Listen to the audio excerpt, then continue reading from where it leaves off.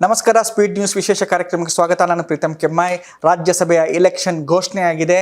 ಕರ್ನಾಟಕದಲ್ಲಿ 4 ಸ್ಥಾನಗಳಿಗೆ ಭಾರಿ ಪೈಪೋಟಿ ಆಗುತ್ತೆ. ಅದರಲ್ಲೂ ಕೂಡ NDA ಪಾಲಿಗೆ ಸಿಗುವಂಥದ್ದು ಕೇವಲ 1 ಸ್ಥಾನ. ಈ 1 ಸ್ಥಾನಕ್ಕೆ ಗೌಡ ವರ್ಸಸ್ ಗೌಡ ಆಗುತ್ತಾ? ದೊಡ್ಡ ಪ್ರಶ್ನೆಯೊಂದನ್ನು ಇವತ್ತು BJP ಮತ್ತು JDS ಮುಂದಕ್ಕೆ ಹಾಕೊಂಡು ಕೂತಿದ್ದಾವೆ. ಯಾರಿಗೆ ಟಿಕೆಟ್ ಸಿಗತ್ತೆ, ಯಾರಿಗೆ ಸಿಗತ್ತೆ ಅನ್ನೋದಕ್ಕಿಂತ ಮುಖ್ಯವಾಗಿ ಯಾವ ಪಕ್ಷಕ್ಕೆ ಟಿಕೆಟ್ ಸಿಗತ್ತೆ ಅನ್ನೋಂಥದ್ದು ಬಹಳ ಕುತೂಹಲಕಾರಿ ಪ್ರಶ್ನೆ. ಇಲ್ಲಿ ಸಿಗೋದು 1 ಕ್ಷೇತ್ರ, ಉಳಿದದ್ದು 3 ಕಾಂಗ್ರೆಸ್ಸಿಗೆ ಹೋಗುತ್ತೆ. 4ರಲ್ಲಿ ನಿಮ್ಮ ಹತ್ರ ಸಂಖ್ಯಾಬಲ ಇಲ್ಲ. ಹಾಗಿರುವಾಗ ಇರೋ 1 NDA ಪಕ್ಷಗಳ ಪೈಕಿ BJPಗೆ ಸಿಗುತ್ತಾ, JDSಗೆ ಸಿಗುತ್ತಾ? JDSಗೆ ಸಿಕ್ಕರೆ ಅಲ್ಲಿ ಕ್ವಶನ್ನೇ ಇರೋದಿಲ್ಲ, ದೇವೇಗೌಡರೇ ಕ್ಯಾಂಡಿಡೇಟು. BJPಗೆ ಸಿಕ್ಕರೆ ಕ್ಯಾಂಡಿಡೇಟ್ ಯಾರು ಅನ್ನೋ ಬಗ್ಗೆ ಬಹಳಷ್ಟು ಕ್ವಶನ್ಸ್ಗಳಿದ್ದಾವೆ. BJPಯಲ್ಲಿ ಮುಂಚಿನಲ್ಲಿ ಕೇಳಿ ಬರುತ್ತಿರುವಂಥ ಹೆಸರು ಸದಾನಂದ ಗೌಡರದ್ದು. ಮಾಜಿ CM, ಮಾಜಿ ಕೇಂದ್ರ ಸಚಿವ, ಹಿಂದೆ ಲೋಕಸಭೆಯಲ್ಲಿ ಸಂಸದರಾಗಿದ್ದವರು, ರಾಜ್ಯಸಭೆಗೆ ಈಗ ಹೋಗಬೇಕು ಅಂತ ಅಂದ್ಕೊಂಡಿರುವಂಥವರು, ರಾಜ್ಯದಲ್ಲಿ ಮುಖ್ಯಮಂತ್ರಿ ಆಗಿದ್ದಂಥವರು, BJP ರಾಜ್ಯಾಧ್ಯಕ್ಷರಾಗಿದ್ದಂಥವರು, MLA MLC ಆಗಿದ್ದಂಥವರು, ಹೀಗೆ ಸಾಕಷ್ಟು ಹುದ್ದೆಗಳಲ್ಲಿ BJPಯಲ್ಲಿ ಕೆಲಸ ಮಾಡಿರುವಂತಹ ಅನುಭವ, ಆಡಳಿತಾತ್ಮಕವೂ ಕೂಡ ಇದೆ ಅವರಿಗೆ. ಪಕ್ಷ ರಾಜಕಾರಣದ ಕೂಡ ಸಾಕಷ್ಟು ಅನುಭವ ಇದೆ. ಹಾಗಿದ್ದರೆ ದೇವೇಗೌಡರು ಮತ್ತು ಸದಾನಂದ ಗೌಡರ ನಡುವೆ ಪೈಪೋಟಿ ನಡೆಯುತ್ತಾ ಟಿಕೆಟ್ಗಾಗಿ ಅನ್ನುವಂಥ ಪ್ರಶ್ನೆ ಈಗ ನಮ್ಮ ಮುಂದೆ ಇದೆ. ಅದಕ್ಕೋಸ್ಕರ ನಾನು ಹೇಳಿದ್ದು BJP ಮತ್ತು JDS ಇಬ್ಬರು ಸೇರಿ ಗೌಡ ವರ್ಸಸ್ ಗೌಡ ಫೈಟಿಗೆ ಇಳಿದಿದ್ದಾರೆ. BJPಯಲ್ಲಿ ನಿನ್ನೆ ಸಾಕಷ್ಟು ಚರ್ಚೆಗಳಾಗಿದ್ದಾವೆ, ಸಾಕಷ್ಟು ಮಾತುಕತೆಗಳಾಗಿದ್ದಾವೆ. ಎಂದಿನಂತೆ ವಿಜೇಂದ್ರ ಬಣ ಒಬ್ಬರ ಹೆಸರನ್ನು ಹೇಳ್ತಾ ಇದ್ರೆ, ವಿಜೇಂದ್ರ ವಿರೋಧಿ ಬಣ ಮತ್ತೊಬ್ಬರ ಹೆಸರನ್ನು ಮುಂಚೂಣಿಗೆ ತೇಲಿಬಿಟ್ಟಿದೆ. DV ಸದಾನಂದ ಗೌಡರಿಗೆ ಟಿಕೆಟ್ ಕೊಡಲಿಕ್ಕೆ ಸಾಕಷ್ಟು ಅಡ್ಡಿ ಆತಂಕಗಳು ಹೈಕಮಾಂಡ್ ಮಟ್ಟದಲ್ಲೇ ಇವೆ ಅನ್ನುವಂಥದ್ದು ಎಲ್ಲರಿಗೂ ಸ್ಪಷ್ಟವಾಗಿ ಗೊತ್ತಿರುವಂತಹ ವಿಚಾರ. ಒಂದು ವೇಳೆ ಸದಾನಂದ ಗೌಡರಿಗೆ ಕಳೆದ ಬಾರಿ ಲೋಕಸಭಾ ಚುನಾವಣೆಯಲ್ಲಿ ಟಿಕೆಟ್ ಯಾಕೆ ತಪ್ಪಿತು ಅನ್ನುವಂಥದ್ರಲ್ಲಿ 2 ಅಂಶಗಳು BJP ಹೈಕಮಾಂಡ್ ಅದನ್ನು ಸಾರ್ವಜನಿಕವಾಗಿ ಹೇಳ್ಕೊಂಡಿಲ್ಲ. ಆ 2 ಅಂಶಗಳು ಯಾವುದು ಅನ್ನುವಂಥದ್ದು ಬಹಿರಂಗವಾಗಿ ಅಲ್ಲಲ್ಲಿ ಇಲ್ಲಿ ಗುಸುಗುಸು ಅಂತ ಚರ್ಚೆಗಳು ನಡೀತಾ ಇದ್ವು. ಅದೇ ನಿಜವಾಗಿದ್ದರೆ ಆ ಕಳಂಕದಿಂದ DV ಸದಾನಂದ ಗೌಡರು ಇನ್ನೂ ಕೂಡ ಮುಕ್ತರಾಗಿಲ್ಲ. ಜಸ್ಟ್ 3 ವರ್ಷದಲ್ಲಿ, 2.5-3 ವರ್ಷದಲ್ಲಿ ಏನು ಕೂಡ ಬದಲಾಗಿರೋದಕ್ಕೆ ಸಾಧ್ಯ ಇಲ್ಲ. ಅದೇ ಕಾರಣವನ್ನು ಮುಂದಿಟ್ಟುಕೊಂಡು ಈ ಬಾರಿ ಕೂಡ ಸದಾನಂದ ಗೌಡರಿಗೆ ಟಿಕೆಟನ್ನು ಹೈಕಮಾಂಡ್ ನಿರಾಕರಿಸುವುದು ನಿಶ್ಚಿತ.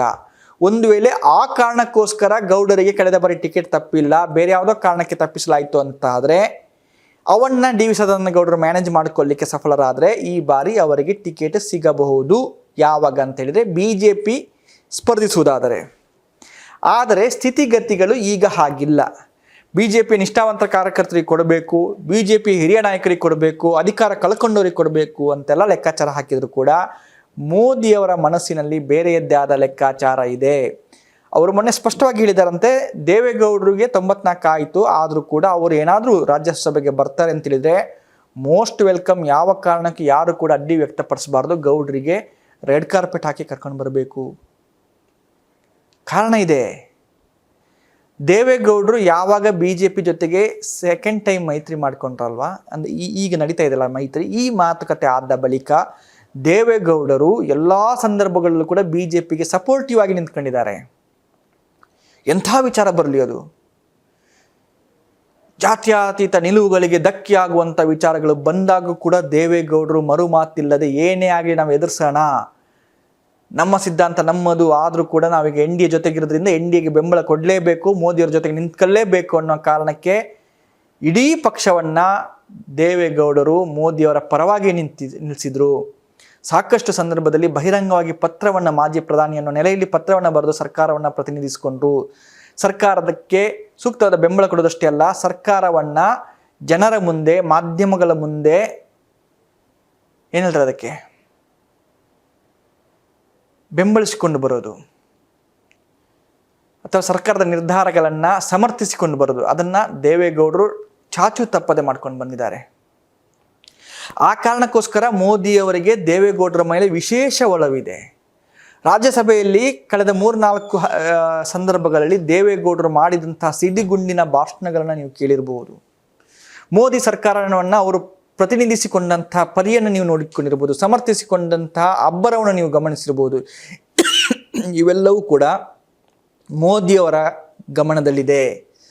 ಹೀಗಾಗಿ ಮೋದಿಯವರು ಹಿರಿಯ ನಾಯಕರು, ಪ್ರಧಾನಿಯಾಗಿದ್ದಂಥವರು, ಅವರ ಅನುಭವ ಕೂಡ ಬೇಕು ಅನ್ನೋಂಥ ಕಾರಣಕ್ಕೆ ರಾಜ್ಯಸಭೆಗೆ ಅವರು ಬರ್ತಾರೆ ಅಂತ ಆದರೆ ಒತ್ತಡ ಹೇರಬೇಡಿ, ಅವರ ವಯಸ್ಸಾಗಿದೆ, ಅವರಿಗೆ ಹೇಗಿದೆಯೋ ಗೊತ್ತಿಲ್ಲ ಆರೋಗ್ಯ ಪರಿಸ್ಥಿತಿ, ಒತ್ತಡವನ್ನು ಹೇರಬೇಡಿ. ಅವರು ದೇವೇಗೌಡರು ಮನಸ್ಸು ಮಾಡಿ ನಾನು ಬರ್ತೀನಿ ಅಂತ ಹೇಳಿದರೆ ಖಂಡಿತವಾಗಿ ಕೂಡ ಅವರಿಗೆ ಹಾರ ಹಾಕಿ ಸ್ವಾಗತ ಮಾಡಿ ಕರ್ಕೊಂಡು ಬನ್ನಿ ರಾಜ್ಯಸಭೆಗೆ, ಬೇರೆ ಯಾರು ಕೂಡ ಸ್ಪರ್ಧೆ ಮಾಡೋ ಹಾಗಿಲ್ಲ ಅನ್ನುವಂಥ ಒಂದು ಮೆಸೇಜನ್ನು ಹೈಕಮಾಂಡ್ನಿಂದ BJPಗೆ ರವಾನಿಸಿದ್ದಾರಂತೆ. ಬಹುಶಃ ನಾಳೆ ನೈಟ್ ನಿತಿನ್ ನಿಬಿಣಿಯವರು ಬರ್ತಾ ಇದ್ದಾರೆ ಕರ್ನಾಟಕಕ್ಕೆ. ಅವರು ಈ ಸ್ಪಷ್ಟ ಸಂದೇಶವನ್ನು BJPಗೆ ಕೊಡೋ ಚಾನ್ಸಸ್ ಇದೆ. ಮೋಸ್ಟ್ ಪ್ರಾಬಬ್ಲಿ ಅವರು ದೇವೇಗೌಡರನ್ನ ಭೇಟಿಯಾಗಿ ಓಪನ್ ಆಫರ್ ಕೊಡಬಹುದು ಭಾನುವಾರ, ದೇವೇಗೌಡರನ್ನ ಭೇಟಿಯಾಗಿ. ಆ್ಯಂಡ್ ಇನ್ನೊಂದು ಮಾತು ನಾನು ನಿಮಗೆ ಜ್ಞಾಪಿಸ್ತೀನಿ. ಮೊನ್ನೆ ಬೆಳಿಗ್ಗೆ ಪ್ರಮೋದ್ ಸಾವಂತ್ ಅವರು ಗೋವಾದ ಮುಖ್ಯಮಂತ್ರಿ ದೇವೇಗೌಡರನ್ನ ಭೇಟಿಯಾಗಿ ಹಾರ ಹಾಕಿ ಸನ್ಮಾನ ಮಾಡಿ ಗೌರವ ಕೊಟ್ಟು ಬರ್ತ್ಡೇ ವಿಶಸ್ ಹೇಳಿ ಹೋಗಿದ್ದಾರೆ. ಕರ್ನಾಟಕ ರಾಜಕಾರಣದಲ್ಲಿ ಪ್ರಮೋದ್ ಸಾವಂತ್ ಯಾರು, ಅವರ ರೋಲ್ ಏನು ಅನ್ನೋಂಥ ಪ್ರಶ್ನೆಗಳು ಸಾಕಷ್ಟು ಜನರಿಗೆ ಕಾಡಬಹುದು. I will give you the clarity. BJP ಮತ್ತು JDS ಮಧ್ಯೆ ಮೈತ್ರಿ ಕುದುರಿಸಿದ್ದೇ ಈ ಪ್ರಮೋದ್ ಸಾವಂತ್.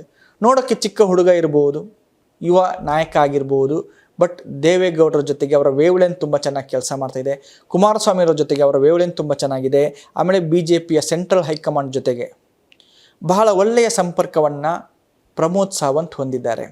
ಸೊ ಅವರು ಈ ಎರಡು ಪಕ್ಷಗಳ ನಡುವೆ ಬ್ರಿಡ್ಜ್ ಆಗಿ ಕೆಲಸ ಮಾಡಿದ ಕಾರಣ ಕಳೆದ ಬಾರಿ JDS BJP ಮೈತ್ರಿ ಕೂಡಿಕೆ ಆಯಿತು. ಲೋಕಸಭಾ ಚುನಾವಣೆಯಲ್ಲಿ ಸಾಕಷ್ಟು ಸೀಟ್ಗಳನ್ನು ಗೆಲ್ಲಲಿಕ್ಕೆ ಕೂಡ ಕಾರಣ ಆಯಿತು. ಹಾಗಾಗಿ ಪ್ರಮೋದ್ ಸಾವಂತ್ ಅವರು ಬರ್ತ್ಡೇಗೆ ವಿಶ್ ಮಾಡೋ ನೆಪದಲ್ಲಿ ಮೋದಿಯವರ ಮೆಸೇಜನ್ನು ತಂದಿರುವಂಥ ಸಾಧ್ಯತೆಗಳು ದಟ್ಟವಾಗಿದ್ದಾವೆ. ಒಂದು ವೇಳೆ ಆ ಮೆಸೇಜ್ನ ಅವ್ರಿಗೆ ಕನ್ವೆ ಮಾಡೋಕ್ಕಾಗಿಲ್ಲ ಅಂತಾದರೆ ನಿತಿನ್ ನಿಬಿನ್ ಅವರು ಬಂದವರು ಖಂಡಿತವಾಗಿ ಕೂಡ ಆ ಮೆಸೇಜನ್ನು ದೇವೇಗೌಡರಿಗೆ ಕನ್ವೆ ಮಾಡಿ ಕನ್ಫರ್ಮೇಷನ್ ತೆಗೆದುಕೊಂಡು ಹೋಗ್ಬೋದು. ದೇವೇಗೌಡರು ಒಪ್ಕೊಂಡ್ರೆ BJP ಮರು ಮಾತಿಲ್ಲದೆ ದೇವೇಗೌಡರಿಗೆ ಸೀಟ್ ಬಿಟ್ಕೊಡಬೇಕಾಗತ್ತೆ. ಸದ್ಯಕ್ಕಂತೂ Gowda versus Gowda fight BJP ಮತ್ತು JDS ಮಧ್ಯೆ ನಡೀತಾ ಇದೆ. ಫೈಟ್ ಅಂದರೆ ಇದೇನು ಓಪನ್ ಕಾಲಗಂತೂ ಅಲ್ಲ ಅಥವಾ ಇರುಸು ಮುರುಸಾದಂಥ ಇದಲ್ಲ, ಬಟ್ ಒಂದು ಪೈಪೋಟಿ, ಒಂದು ಆರೋಗ್ಯಕರವಾದ ಪೈಪೋಟಿ NDA ಮಿತ್ರ ಪಡೆಗಳ ಮಧ್ಯೆ ನಡೀತಾ ಇದೆ. ನೋಡೋಣ, ಇನ್ನೊಂದು ವಾರದ ಒಪ್ಪತ್ತಿನಲ್ಲಿ ಕ್ಲಾರಿಟಿ ಖಂಡಿತ ಸಿಕ್ಕೇ ಸಿಗತ್ತೆ ಯಾರಿಗೆ NDA ಟಿಕೆಟ್ ಅನ್ನುವಂಥದ್ದು. ನಮಸ್ಕಾರ.